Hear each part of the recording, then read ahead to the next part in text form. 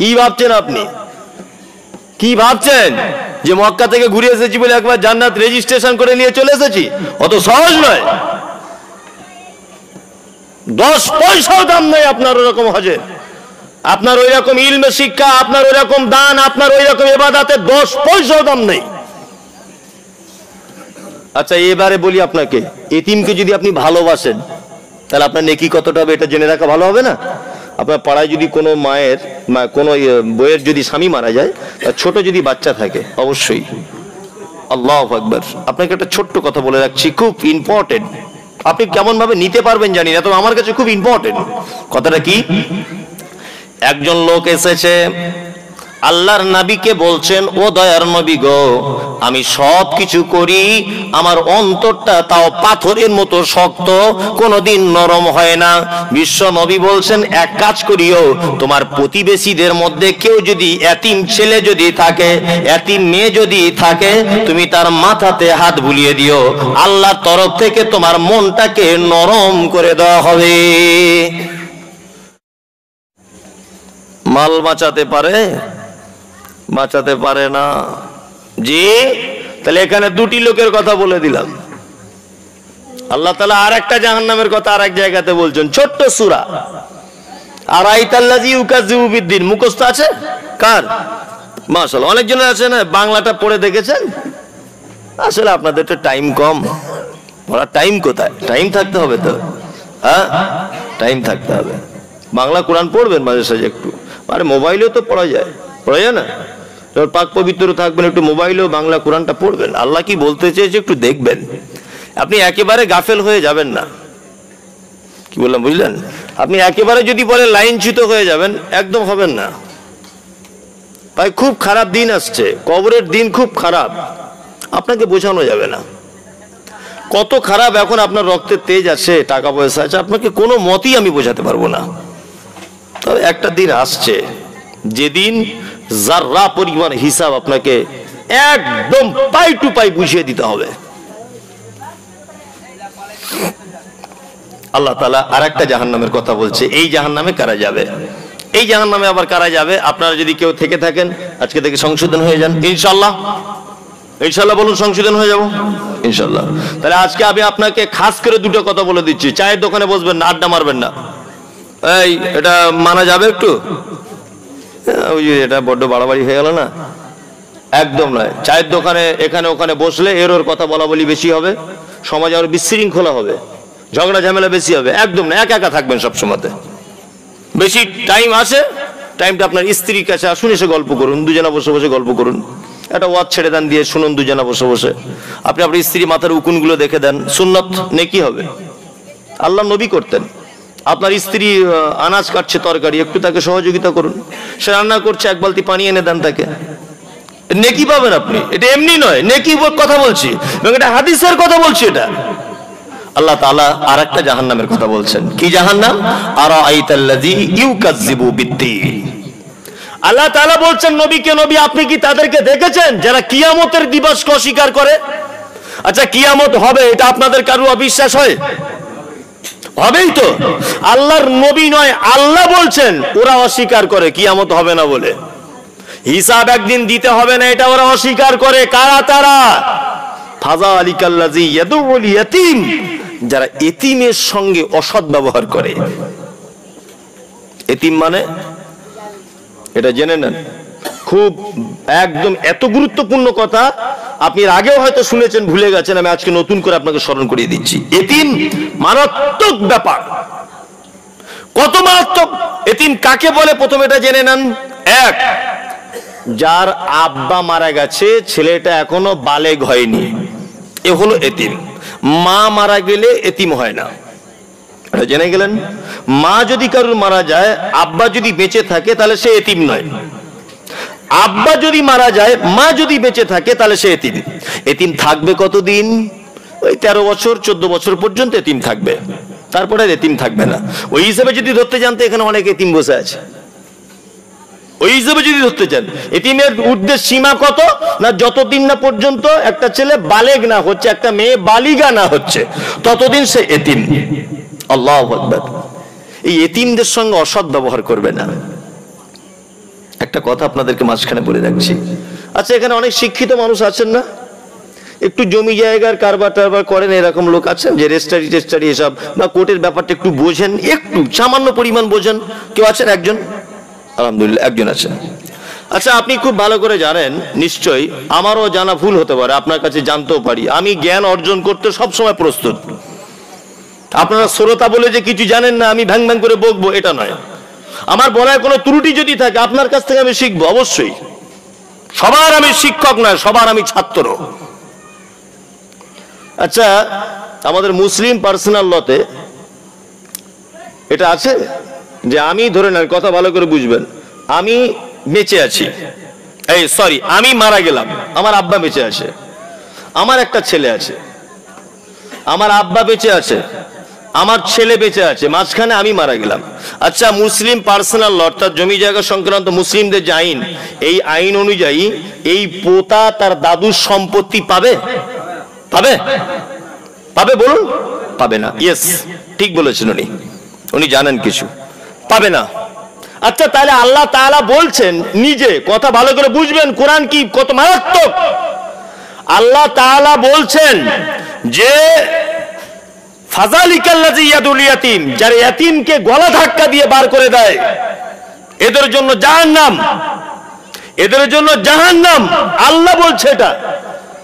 আর এখানে আল্লাহ কি সিস্টেম করে দিলেন, আমি যদি মারা যায় তাহলে আমার ছেলে এতিম হচ্ছে কিনা, হ্যাঁ, কিন্তু দাদুর সম্পত্তির ভাগ পাবে না এতিম। কারণ কি? আল্লাহু আকবার। না, বাপ আগে মারা গেছে বলে নয়, আল্লাহ এখানে দাদুকে চরম পরীক্ষায় ফেলেছে। দাদু, তুমি অন্য এতিমের সঙ্গে কি ব্যবহার করবে সেটা জানার প্রয়োজন নেই, ঘরের এতিমের সঙ্গে আগে কি করছে এইটা তোমার পরীক্ষা। কি বুঝতে পারছেন না? অনেক দাদু রয়েছে এরকম, বেটা মারা গেছে বলে পোতার সম্পত্তির ভাগ দেয়নি, অথচ ইনসাফ করার কথা বলা আছে, ইনসাফ করতে হবে। বৌমাটা বাড়িতে থাকতো, বেটা মারা গেছে বলে মিথ্যা বদনাম দিয়ে জমির ভাগ পাবে বলে তাকে বাড়ি থেকে তাড়িয়ে দেওয়া হয়েছে। এরকম ঘটনা ঘটে না? অনেক ঘটনা আমি দেখেছি। জানাজার খাটের সামনে এতিম পোতা গিয়ে তার দাদুর বিরুদ্ধে বলছে, হুজুর অতক্ষণ পর্যন্ত দাদুর জানাজা পড়ানো ঠিক হবে না যতক্ষণ আমার দাদু আমার অন্তত একটা ঘর করার জায়গা না দেবে। তুমি কেমন দাদু? আল্লাহ তোমাকে ইনসাফ করতে বলেছে, আল্লাহ তোমাকে পরীক্ষা করেছে। এখানে এক একজনের এক এক রকমের পরীক্ষা। সবার যদি একই রকমের পরীক্ষা হবে তাহলে পরীক্ষা বলে কিছু মজা থাকতো? বলুন, থাকতো? এক একজনের এক এক রকমের পরীক্ষা। তবে জেনে রাখুন, যার পরীক্ষা যত কঠিন তার প্রাইজ তত কঠিন, তত বড়। ওই জন্য দেখবেন নবীদেরকে ছোটখাটো জিনিস দিয়ে পরীক্ষা করা হয়নি, পরীক্ষা করা হয়েছে নবীদের প্রাইজ এরকম বড় বড় বড় জান্নাত পেয়ে যাবে নবীরা। পৃথিবীর কোন মানুষকে আল্লাহ বলেছে যে তোমার বেটাকে ধরে জবাই করে দাও? বলেছে? অথচ ইব্রাহিম নবীকে আল্লাহ পরীক্ষা করছেন, তোমার বেটাকে চলো মিনার ফাঁকা ময়দানে নিয়ে যাও, গিয়ে তোমার বেটাকে কুরবানি করো। পরীক্ষা করেছিলেন না? করেছিলেন তো? তাহলে যার পরীক্ষা যত বড় তার প্রাইজও তত বড়। দাদু, আপনি যদি জমিটা বেটা মারা গেছে তাই কি এতিম বলে যদি আপনি তার উপরে সমান ভাগে যদি ভাগ করে দিতেন তাহলে অবশ্যই আপনার প্রাইজ আল্লাহর কাছে অনেক বড় হতো, জান্নাত চলে যেতেন। কিন্তু আপনি কি করলেন? মাঝখানে ওই রাস্তার ধারে জমিগুলো পেয়ে যাবে বলে বৌমা ভোগ করবে, বৌমা থাকবে, এই চিন্তা ভাবনা করে অন্য ছেলেদেরকে লিখে দিয়ে এতিমটাকে ফাঁকি দিয়ে হজ করতে যাচ্ছেন। মনে মনে ভাবি যে হজে পৌঁছায় কি করে হাজি সাহেবরা? এই প্লেন ভেঙে যাওয়ার কথা। অনেক লোক আছে হজ করতে যাবার আগে বেটা বেটিদের জমি ভাগ করছে। কে জমি ভাগ করছে? মেজো ছেলেকে বলছে তুই রাস্তার ধারে দোকানটা লে, বড় ছেলেকে বলছে তুই বাম দিকের দোকানটা নিবি, ছোট ছেলেকে বলছে তুই মাঝখানেরটা লে, আর মেয়ে দুটোকে ডেকে বলছে শোন তোরা তো পরের ঘরে হয়ে গেছিস, বিয়েতে অনেক টাকা পয়সা খরচা হয়েছে, তোরা সে ওই বিলে যে জমিটা আছে 1.5 বিঘা ওইটা তোরা লে। রাস্তার ধারের মেন ফন্ডের জমিগুলো বেটাদের দিয়ে দিল, বেটিদের ফাঁকি দিয়ে বেটিদেরকে পানিতে ডোবা জমি দিল, হাজি সাহেব হজ করতে চলে গেল। এই যে কোন হাজি তা আল্লাহ ছাড়া কেউ জানে না। জমি ভাগ করেছে কি? ফেরেশতারা খুঁজছে তো ওকে, ফেরেশতারা খুঁজছে ওকে যে হাজি সাহেব তুমি কি করে এসেছো জমি ভাগ। আশ্চর্য ব্যাপার। কেন অত ভাগ করার ঢং কিসের? আপনি মারা গেলেন, সবাই সবার মতো পেয়ে গেল। সব থেকে ভালো যুক্তি, আপনি মারা গেলেন, সবাই সবার মতো পেয়ে গেল, যার জামে যতটা আছে সে তেমন পেয়ে যাবে। আর যদি বলেন না আমার বেটা বেটিকে খুব ভালোবাসি, আমি মরে যাওয়ার পরে সব মারামারি লেগে যাবে, তাহলে হাদিস কোরআন অনুযায়ী ইনসাফ করে ঠিক পদ্ধতিতে বিলি বন্টন করে তবে হজে যান। শুধু বড় পাঞ্জাবি পরে আর তসবিহ গুনলে অত কাজ নয়, জান্নাত অত সহজ নয়। কি ভাবছেন আপনি? কি ভাবছেন যে মক্কা থেকে ঘুরে এসেছি বলে একবার জান্নাত রেজিস্ট্রেশন করে নিয়ে চলে এসেছি? অত সহজ নয়। 10 পয়সাও দাম নেই আপনার ওরকম হজে, আপনার ওই রকম ইলমে শিক্ষা, আপনার ওই রকম দান, আপনার ওই রকম ইবাদতে 10 পয়সাও দাম নেই। অবশ্যই আল্লাহর কসম করে বলছি, আপনাকে আমি চিনি না, আপনাকে আমি জানিও নি, আগে কোনোদিন দেখা হয়েছে আপনাদের সাথে? যদি বলছেন তাহলে এত ছোট বড় করে বলছেন, এখানে তো হাফেজ সাহেব, মাওলানা সাহেবরা আছেন, একটা যদি ভুল কথা বলে থাকে উনি ধরবেন আমাকে, আপনিও ধরবেন আমাকে। আপনার উপরে কোনো হিংসা নেই, যেগুলো বলছে এগুলো সমাজে ঘটছে কি ঘটছে না ভাই বলুন? ঘটছে, একদম ঘটছে এগুলো। আচ্ছা এবারে বলি আপনাকে, এতিমকে যদি আপনি ভালোবাসেন তাহলে আপনার নেকি কতটা হবে এটা জেনে রাখা ভালো হবে না? আপনার পাড়ায় যদি কোনো মায়ের কোনো বইয়ের যদি স্বামী মারা যায়, ছোট যদি বাচ্চা থাকে, অবশ্যই আল্লাহু আকবার, আপনাকে একটা ছোট্ট কথা বলে রাখছি, খুব ইম্পর্টেন্ট, আপনি কেমন ভাবে নিতে পারবেন জানি না, তবে আমার কাছে খুব ইম্পর্টেন্ট কথাটা। কি? একজন লোক এসেছে আল্লাহর নবীকে বলছেন, ও দয়ার নবী গো, আমি সব কিছু করি, আমার অন্তরটা তাও পাথরের মতো শক্ত, কোনোদিন নরম হয় না। বিশ্ব নবী বলছেন, এক কাজ করিও, তোমার প্রতিবেশীদের মধ্যে কেউ যদি এতিম ছেলে যদি থাকে, এতিম মেয়ে যদি থাকে, তুমি তার মাথাতে হাত বুলিয়ে দিও, আল্লাহর তরফ থেকে তোমার মনটাকে নরম করে দেওয়া হবে। আপনি বাজারে ঘুরছেন, আপনার পাড়ার দোকানে ঘুরছেন, আপনার পোতা রয়েছে, আপনার হাত ধরে বারবার বলছে, দাদু একটু দোকানে চলো, 2টা ক্যাডবেরি কিনে দাও, 2টা লজেস কিনে দাও।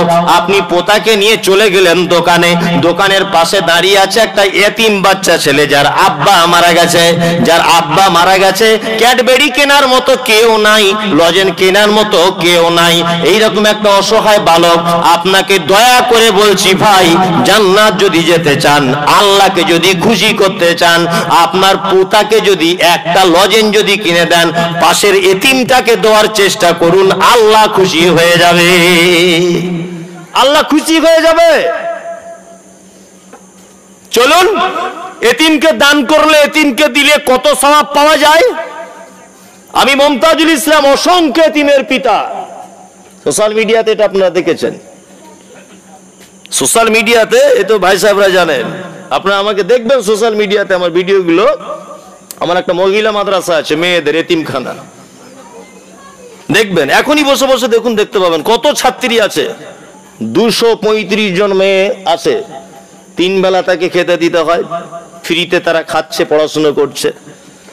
এখন প্রায় এতিম আছে 60-70 জন, তার মধ্যে অনেক বিধবা আছে যারা তালাক প্রাপ্তা, ডিভোর্স হয়ে গেছে, স্বামী দেখে না, অনেক বাচ্চা রয়েছে, বউ বাচ্চা সব নিয়ে মানুষ করছে ওখানে। আপনি যাকে অনাথ আশ্রম বলতে পারেন, চলছে বর্ধমান জেলাতে, মোবাইলেও দেখতে পাবেন, প্রায় প্রতিদিনই ভিডিও আপলোড হয়। এই ব্যাপারটা পশ্চিম বাংলার কে ভেবেছে জানি না, এটা আমার মাথাতে খুব ভালো করে আছে যে এতিমদের সেবা করলে জান্নাত কে পাওয়া যায়, জান্নাত পাওয়া যায়। অনেক এতিম রয়েছে, অনেক মানুষ আছেন। আজকেই এই তো আপনাকে মোবাইলটা আমি দেখালে এখনই দেখাতে পারি, বর্ধমানের একজন মহিলা, বর্ধমান জেলার একজন মহিলা, উনি আমাকে ফোন করে বলছেন, ভাইজান আপনার মাদ্রাসাতে আমি একদিন বিরিয়ানি খাওয়াবো, সব মেয়েদের, সব এতিম বাচ্চাদের বিরিয়ানি খাওয়াবো, কত টাকা খরচা হবে? তা আমি বললাম, বিরিয়ানি যদি করেন তাহলে মোটামুটি 5-7 হাজার টাকা তো খরচা হবে, কারণ আমি তো আইডিয়া নেই। তো বলছে ঠিক আছে, আমি আপনার 10,000 টাকা পাঠিয়ে দিচ্ছি। 10,000 টাকা পাঠিয়ে দিল, বলছে বিরিয়ানি খাওয়াবে। আমাকে বলছে হুজুর একটু দোয়া করে দেবেন, আপনি দয়া করে। আমি না, আমি কি দোয়া করব? আল্লাহর নবী নিজে বলছেন এতিমের পিছনে কেউ 1 টাকা ব্যয় করলে তার বিনিময় জান্নাত, আর আপনি তো 10,000 টাকা দিলেন, জান্নাত যাবেন না মানে? অত সহজ? চলুন এবার একটা চমৎকার হাদিস আপনাদের সামনে বলি। ঈমান যদি বলে কিছু থাকে আপনার ভিতরে, তাহলে এই কান দিয়ে অন্ততপক্ষে প্রমাণ হবেই। যদি না হয় তাহলে ভেবে নেব আপনার ভিতরে ঈমান কাজ করছে না। মরা মানুষের মতো বসুন, নড়াচড়া করবেন না, কেউ কারো দিকে তাকাবেন না, যেমন করে আছেন, যেমন মরা মানুষ লড়তে পারেন আপনি ঠিক তেমন করে থাকুন। এই হাদিসটা অন্তত পক্ষে এতক্ষণ যা বলেছি সব যদি ভুলে যান, এই হাদিসটা শুনে অন্তত পক্ষে বাড়ি যান। আল্লাহর নবীর কাছে একটা বাচ্চা ছেলে এসেছে, এসে বলছেন আল্লাহর নবী আমার, মায়েরা যারা আছেন আপনারা একটু চুপ করুন, মা আপনাকে মা বলে সম্মান দিচ্ছে, আপনি ব্যস্ত করিয়েন না।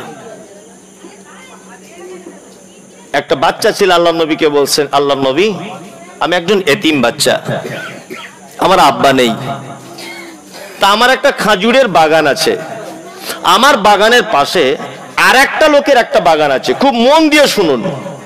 আল্লাহর নবী যখন ঝড় বৃষ্টি হয় ওর বাগানের খেজুর আমার বাগানের দিকে চলে আসে, আর আমার খাজুর ওর দিকে চলে যায়, এটা হয় না? হয়।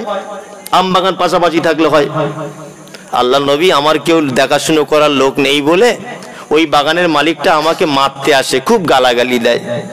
তা আল্লাহর নবী আমি মনে মনে ভেবেছি যে বাগানের মাঝখানে আমার সীমানা অনুযায়ী আমি একটা প্রাচীর তুলে দেবো, যাতে ওর খেজুর আমার দিকে না আসে আর আমারটা ওর দিকে না যায়। আল্লাহর নবী বললেন অবশ্যই তুমি করো, যাও।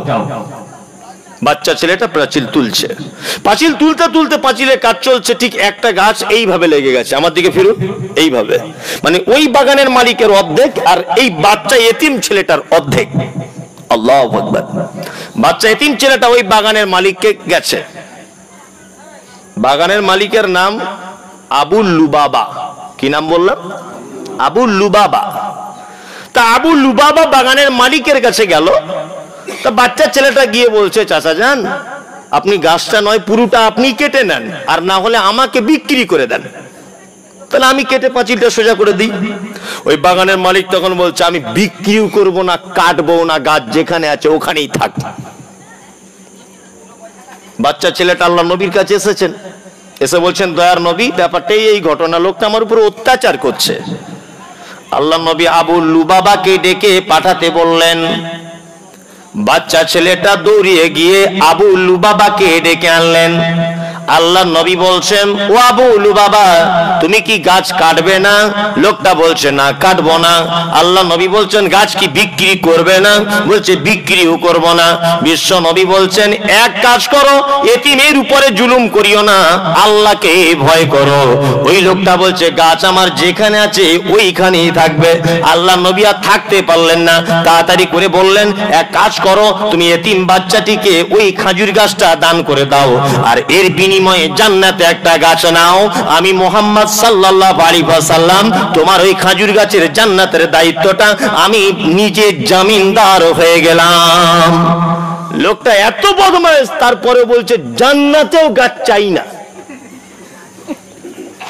মানে এত বদমাইশ লোক বলছে হুজুর আপনি যতই আমাকে বলেন আমি জান্নাতেও গাছ চাই না।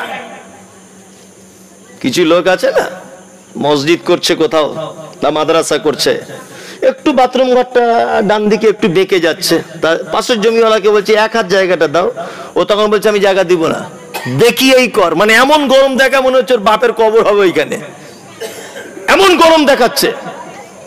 এরকম লোক আছে না সমাজে? আছে।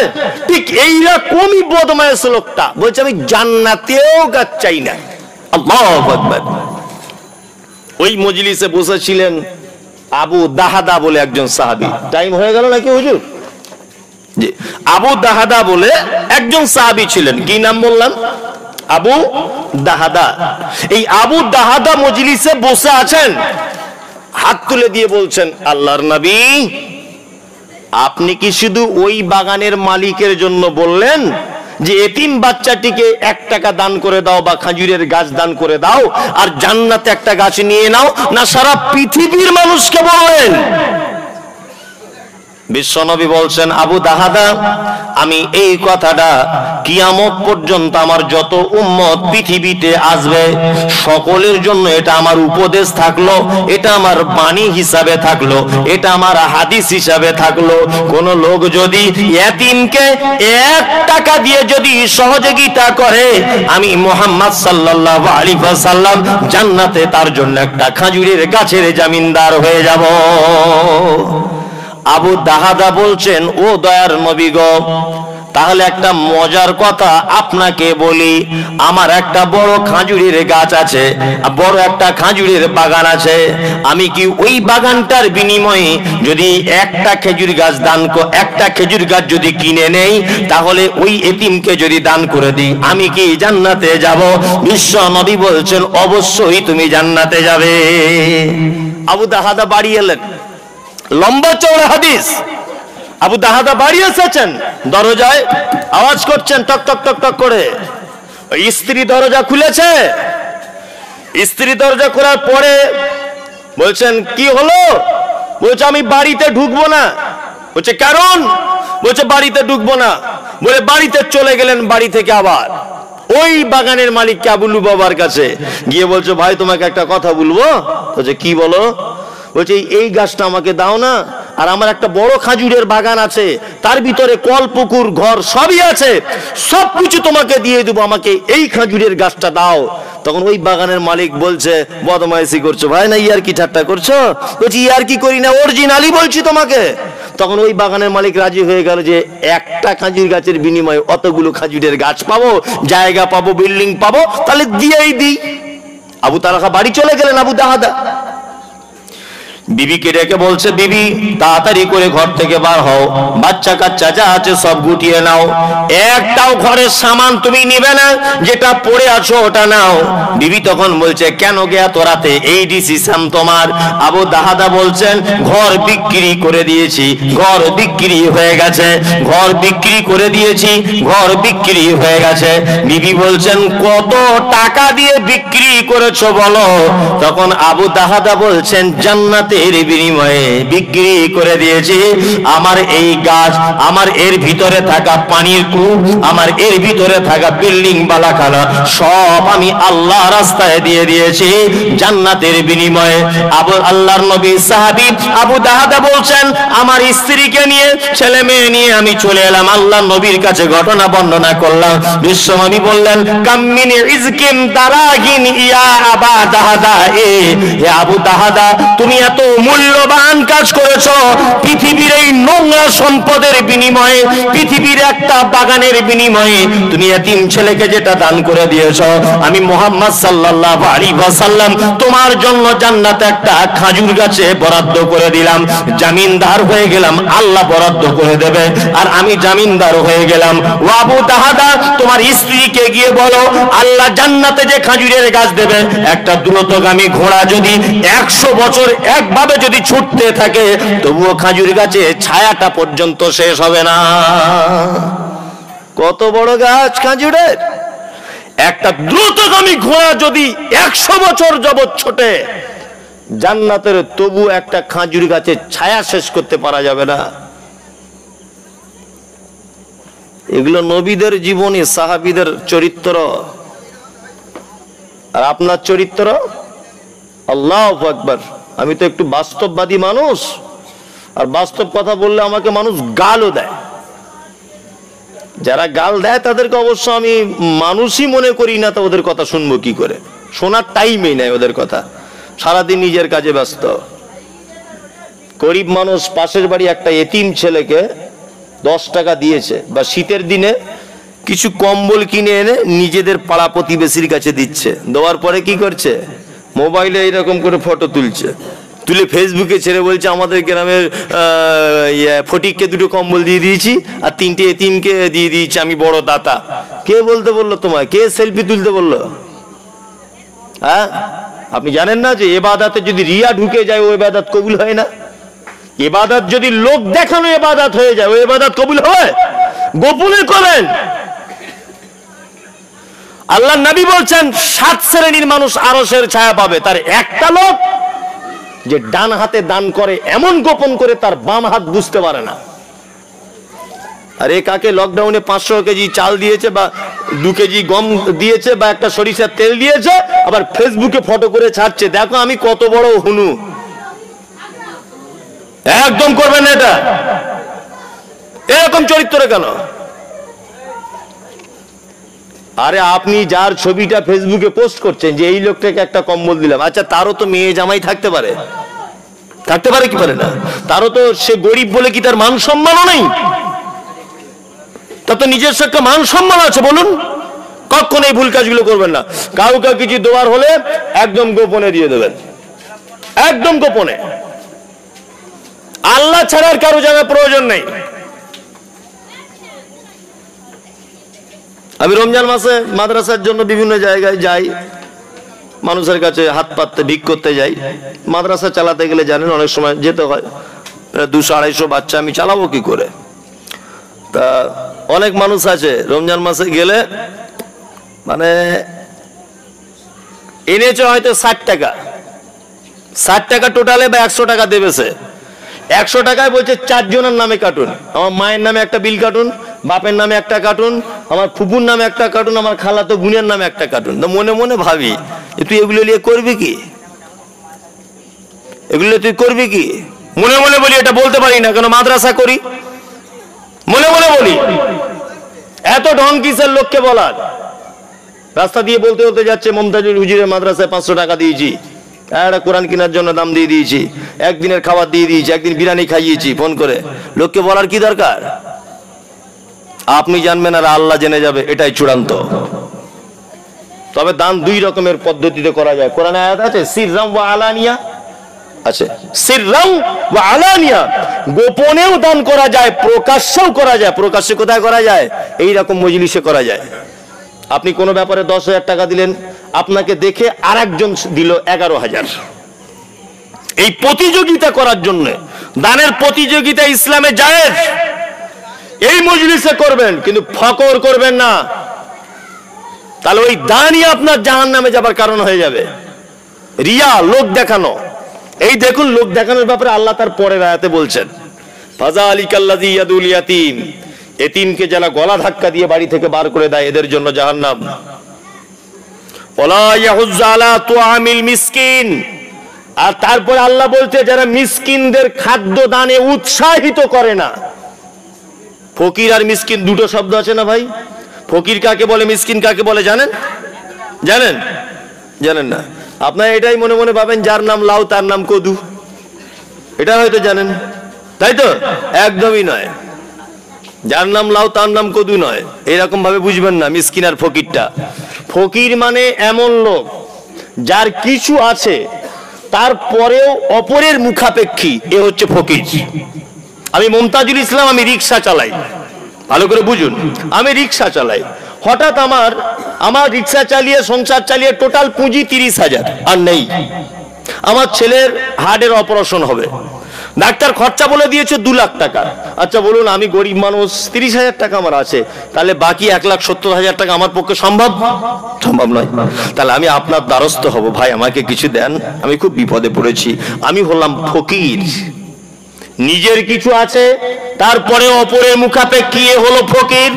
মিসকিন মানে যার কিচ্ছু নেই, নিঃস্ব, এ হচ্ছে মিসকিন। ঘর বাড়ি থাকার জায়গা কিচ্ছু নেই, ফুটপাতে বসবাস করছে, একেবারে বেচারা নিঃস্ব মানুষ, এ হচ্ছে মিসকিন। ভালো করে বুঝবেন। আল্লাহ তাআলা বলছেন যে যারা মিসকিনদেরকে খাদ্য দানে উৎসাহিত করে না। আমি তো অনেক জায়গাতে গিয়ে বলি, জুম্মার দিনে অনেক মসজিদে গিয়ে বলি, ঠিক এই ভাষাটাই বলি, যে আপনার বাড়িতে প্রতিদিন ডাস্টবিনে আপনার স্ত্রী যে তরকারিগুলো ফেলে, আপনার স্ত্রী যে ভাতগুলো প্রতিদিন নষ্ট করে, আপনার বাচ্চা প্রতিদিন যে ক্যাডবেরি চকলেটগুলো খায় না, নষ্ট করে দেয়। অনেক জায়গাতে আমি বলি, এই নষ্টগুলো অপচয় থেকে দূরে থেকে বরং ওই মালগুলো কোনো এতিমদেরকে দেন, তারা খাক, অসহায়দেরকে দেন, তারা খাক। আমাদের মতো মানুষের সঙ্গে যোগাযোগ করুন, এতিমখানায় পাঠান, আরো 5 জনের সঙ্গে যোগাযোগ করুন, এতিমদের জন্য পাঠান। এলাকায় কোনো এতিমখানা থাকলে সেখানে দেন, অপচয় করবেন না।